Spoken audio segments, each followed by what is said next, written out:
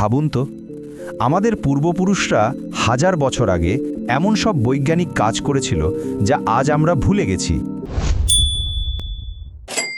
পাল যুগে বাংলার পণ্ডিতরা সূর্যগ্রহণ আর চন্দ্রগ্রহণের হিসেব করতেন। তখনও ইউরোপে সেই জ্ঞান পৌঁছায়নি। তাম্রলিপ্ত বন্দর থেকে বাংলার জাহাজ যেত দক্ষিণ পূর্ব এশিয়া পর্যন্ত। কাঠের নৌকায় এমন প্রলেপ দিতেন যা পানিতে পৌঁছত না।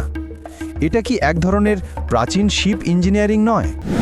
আবার ভেষজ চিকিৎসায় স্থানীয় গাছগাছরা দিয়ে তৈরি হতো রোগ নিরাময়ের কৌশল, আধুনিক ফার্মেসির আগেই। আর লৌহশিল্প, বাংলার টেরাকোটা আর ধাতুবিদ্যা আজও আমাদের গর্ব। আমরা ভাবি বিজ্ঞান শুধু আধুনিক যুগের বিষয়, কিন্তু বাংলার মাটিতে সেই জ্ঞানের আলো জ্বলেছে বহু আগেই। এমন আরও হারানো জ্ঞানের গল্প জানতে চান? তাহলে লাইক দিন, শেয়ার করুন আর সাবস্ক্রাইব করুন